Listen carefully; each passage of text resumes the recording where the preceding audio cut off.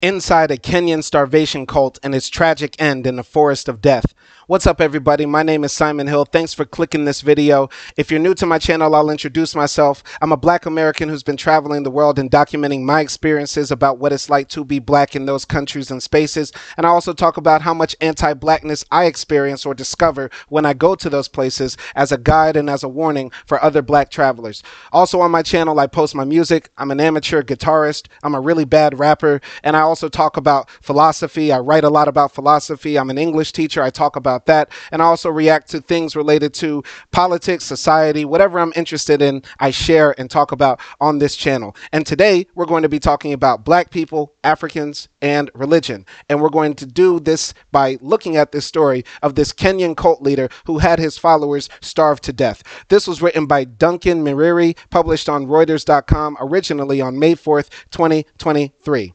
Now, Malindi, Kenya, May 4th. Kenyan cult leader Paul Mackenzie lived with hundreds of followers in makeshift homes of polythene sheeting and thatch in a remote forest camp that he divided into areas with biblical names like Jerusalem and Judea, relatives of his adherents say. He told them that the world as they knew it was going to end on April 15th, and Satan would rule for 1,000 years, according to the relatives and a senior police investigator. He ordered them to starve themselves and their children to death so they could meet Jesus in heaven ahead of that date, they said. Now, I just came back from Kenya, and I'm not going to say that I'm an expert on all things Kenya. I spent 2.5 months there, 3 months in Tanzania, 3 months in Mauritius. Those were my first trips to sub-Saharan Africa, literally ending this year. And I do plan on returning to Africa.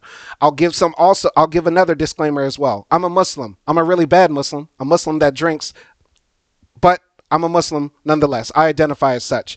When I went to sub-Saharan Africa, I realized how big religion plays in that society. Now, I know Kenya is a big, diverse place. There's many different religions, but generally there are a lot of Christians and a lot of Muslims. And while I was there in Kenya, I heard the adhan all the time. I heard people in churches singing praise songs all the time. Religion is a very, very, very big part of Kenyan society, right? And some might even say, if you're Kenyan or if you know more about Africa, you can leave a comment and tell me that, it's divisive along religious lines. And I'm not even surprised if that's true, right? I spent a lot of time in Mombasa and saw that religion plays a very big part.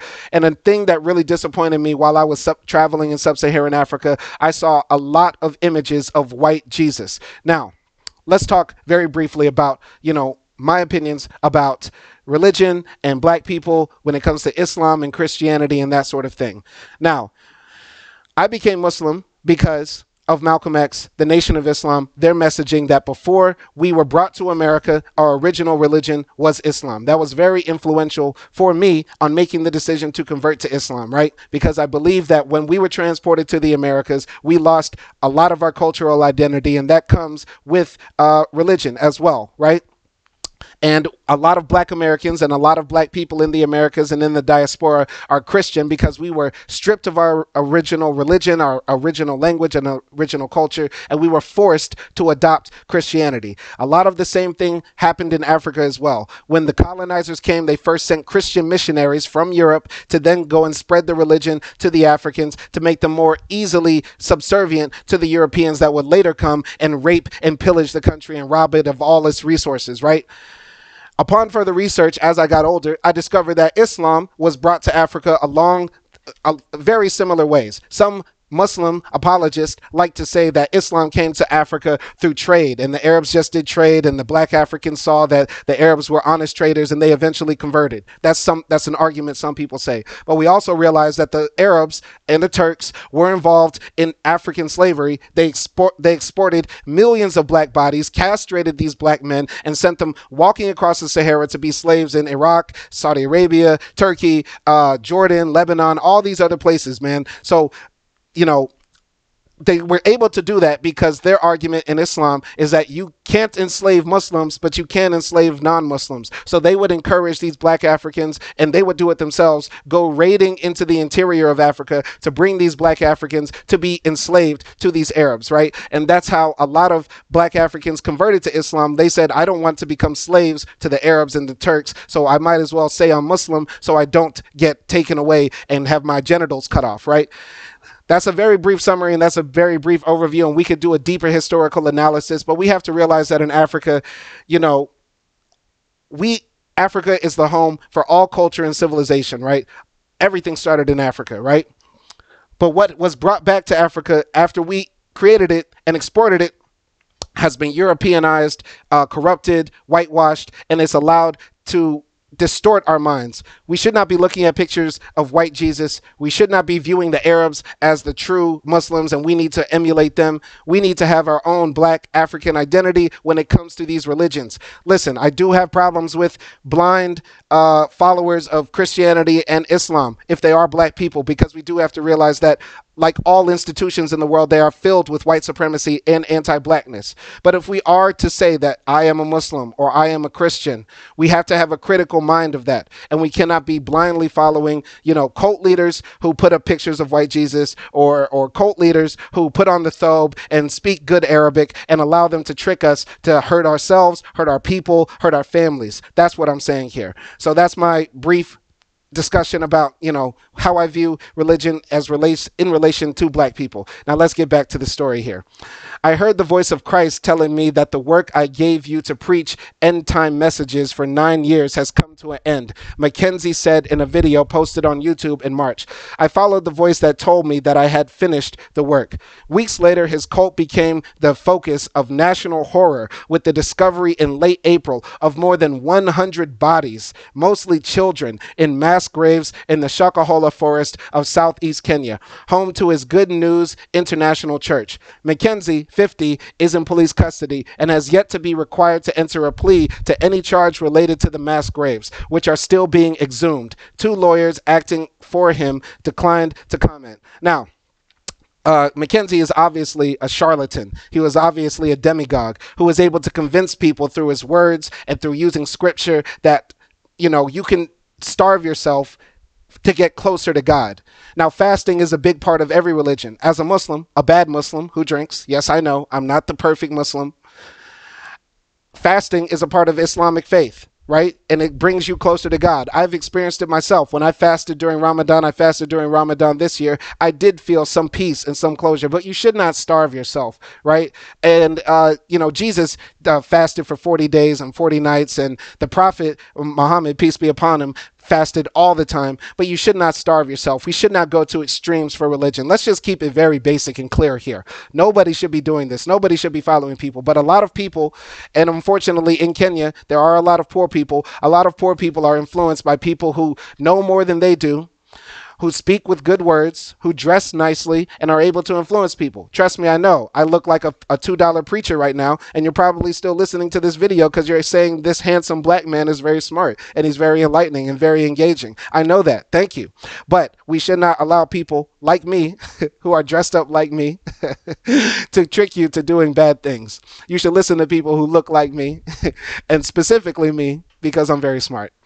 Reuters has pieced together a comprehensive picture of Mackenzie and his cult from court records and interviews with 10 people with knowledge of the group, including relatives of victims, medical workers who treated dozens of survivors, and the police investigator who is involved in the ongoing case. Mackenzie planned the mass starvation of cult members in 3 phases. First children, then women and young men, and finally the remaining men and he himself, according to 6 of the people, including the investigator, who declined to be named due to the confidential nature of the details. The investigator also said Mackenzie was denying that he told anyone not to eat, adding that the cult leader had said he himself had been eating. A police spokesperson didn't immediately respond to a request for comment for this article. I find it very unlikely that this defense that he didn't tell people not to eat is going to work. I mean, how do you have 100 people who decide all at one time that they're not going to eat? Obviously, he was influencing them or lying to them, saying that, this fast will end, possibly, and we're going to eat soon, but you don't have hundreds of people suddenly decide they're not going to eat. And then there are mass graves as well. Obviously, there was some intent, there was some focus, there was some messaging, some stochastic terrorism that he was doing that influenced these people to then decide, you know what, we need to get closer to Jesus and we need to pass on, right? By the way, when it comes to images of Jesus, I don't know if there are images of black Jesus or brown Jesus in Africa, right? But I can tell you this, I did not see one. I saw a lot of buses with pictures of Jesus looking very white. I saw a lot of churches have the pictures of Jesus outside their walls, very white, and that's a shame that that image continues to pop up. But not to go back to that, I just wanted to come back to that to clarify that. But once again, this person is going to have a very hard time defending himself in court because you have so many bodies and so many people that have lost their lives. The sadness, the grief here should be for the children, the innocent victims, because I'm sure they were trusting their mothers and they had no say in whether they'll be fed or not. And the mothers should be ashamed of themselves for allowing that to happen to their children. I'll continue. Four grieving relatives of starvation victims portrayed Mackenzie as an imperious man who had cut off his followers from their families and society through his extreme teachings. He forbade them from sending their children to school and from going to hospital when they were ill, branding such institutions as satanic, they said. Women were under orders to crop their hair very short and shun makeup. Education is evil, Mackenzie said in the March video, one of several of his online sermons. Children are being taught lesbianism and gayism in school curriculums. I'm not trying to make this all about America, right? But a lot of this, anti-LGBTQ propaganda that we hear from churches, yes, it does come from scripture. There are literal scriptures in the Quran and in the Bible that speak out against homo acts, right? Gay acts, lesbian acts, right? But this push against non-heterosexual relationships has been mostly done through U.S. media and European Western imperialism. The reason why you can get the death penalty for gay activity in Uganda, Kenya, Tanzania, whatever, right? Not saying that all those countries have the death penalty for that, but you can get a very harsh punishment from the state for doing these things, is because the Europeans, when they came to Africa, they implemented these laws. I know it seems crazy, right? Super gay friendly Europe was once upon a time very homophobic. And when they spread their empire across the world, they brought their laws with them. And at the time in France, in the UK and all that stuff, when they went to India, when they went to Uganda, when they went to Tanzania, Kenya, they said, you know what, gayness gotta go. We're Puritans, we're real Christians, and we're telling you what real Christianity is. Remember us, the white people who brought you Christianity? We're telling you right now that gayness has nothing to do with Christianity, and anybody who does it is a very sinful, evil person. Though Jesus himself never said anything about gayness, never said that gay people were going to hell or anything like that, never did anything like that. And if he did, and if he proved me wrong, I think Jesus' message, if I'm wrong about Jesus talking about gay people, because I'll be honest, I have not read the entire Bible, but what I'm saying is if Jesus did say that gay people are wrong and they need to do this, why isn't the message instead focusing on loving the person, hating the sin, right?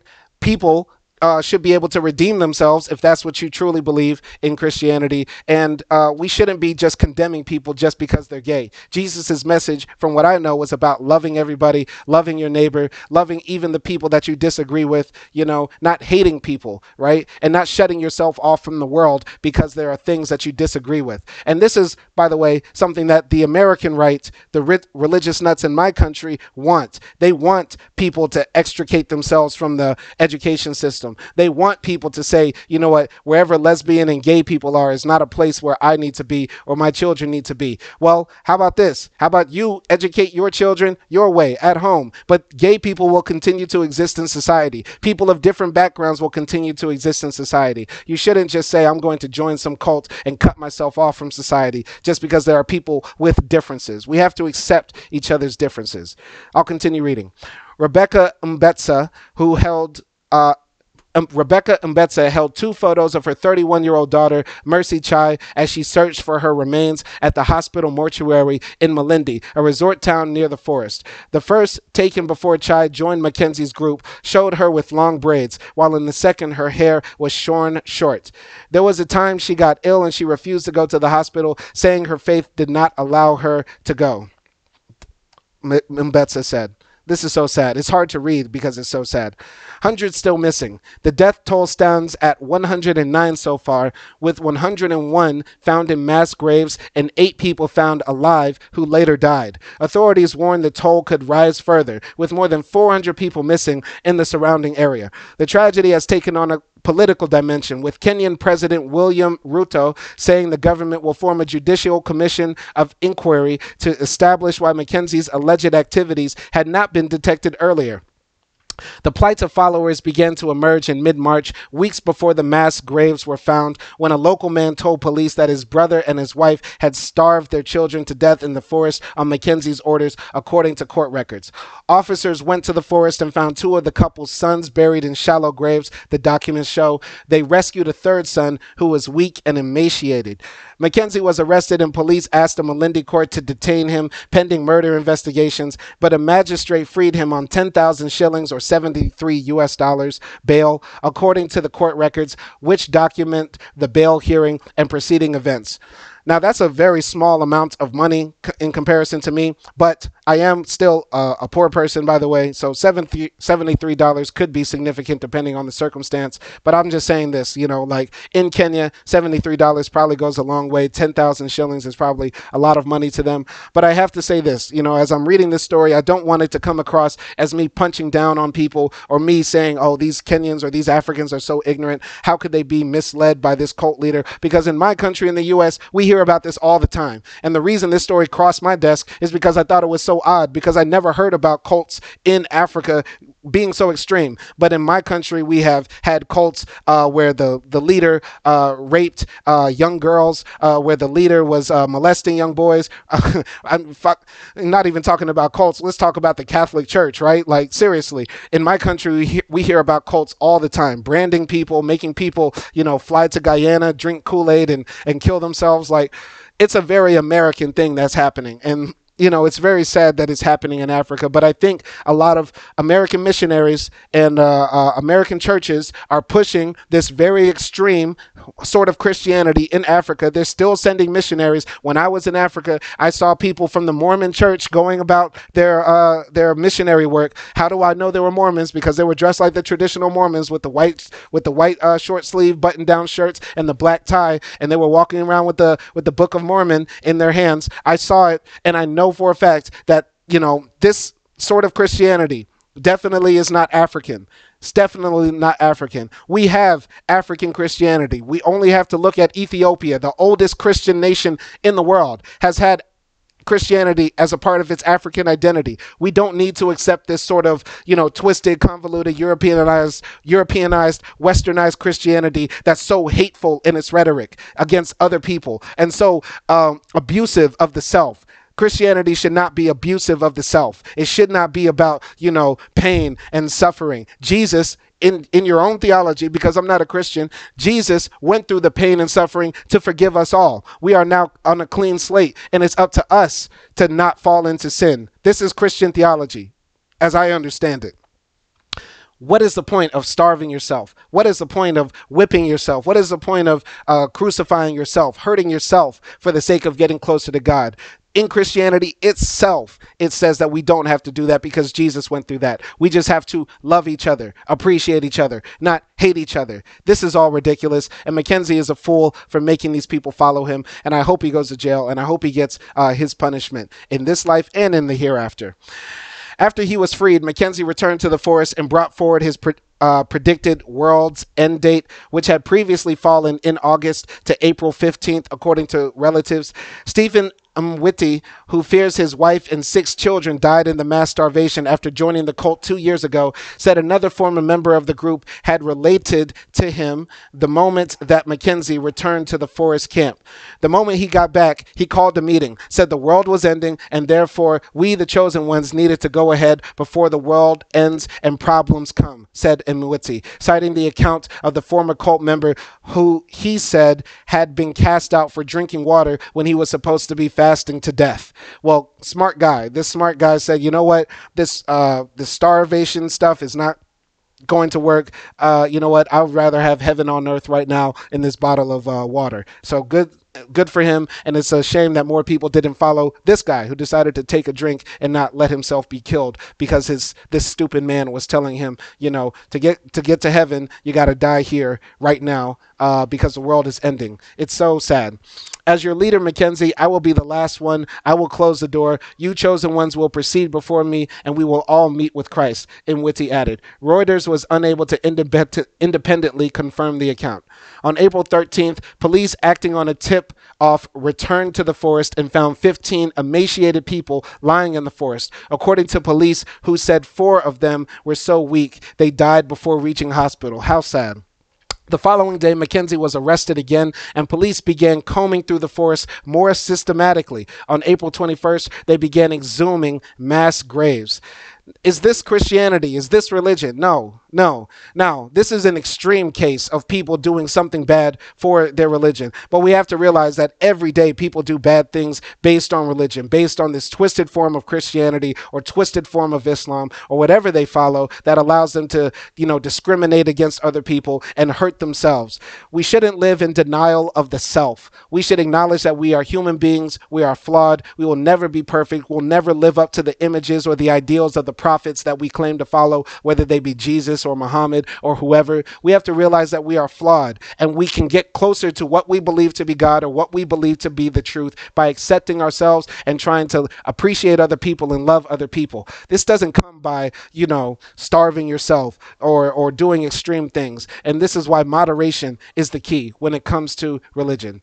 Thank God my family left. Mackenzie grew up in rural Kwale County in southeastern Kenya. In the early 1990s, he moved to Malindi, a coastal town in neighboring Kilifi County, where he worked as a taxi driver, according to a fellow Japeth Charo. I think I went to Kilifi County because I was in a place called Copacabana Beach, and I think it's in Matawapa or something like that. I think I went there, and they have nice beaches there. What can I say? It's a very touristic place. A lot of Mazungus walking around. Charles said Mackenzie was unusually confrontational towards authorities, adding that once he went to court to dispute a fine over a minor traffic violation. He hated losing, Charo recalled. He always stood his ground. Mackenzie became increasingly focused on religion, attending a Baptist church for a few years before quitting the taxi business to start his own church in Malindi in 2003, according to Charo, who said he and his family joined his church for 2 years until Mackenzie's sermons became alarming.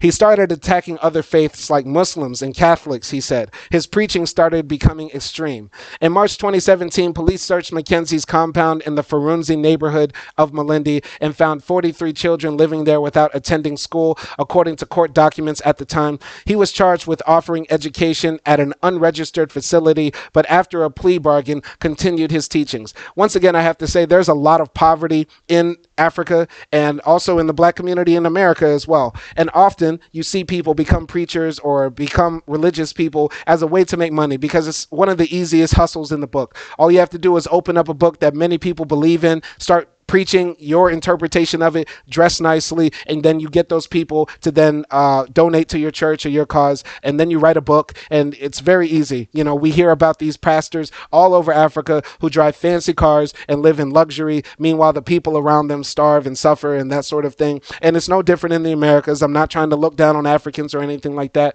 but using religion as a way to get over on people is very common. And unfortunately, the people who succeed the most in this sort of industry are the narcissists, are the people who have no regard for anybody other than themselves. And these people succeed because all they care about is money, money, money, attaining things for them. And they're able to hide behind this cloak of being holy, of being better than you, better than me, because they say, I speak for God and I'm here to guide you closer to God and that sort of thing. And it's sad often that the uneducated, people who are poor and dispossessed and who don't have anything other than religion to cling to, see these charlatans come around speaking these fancy words, talking from a book, and they're able to convince them to do horrible things like this.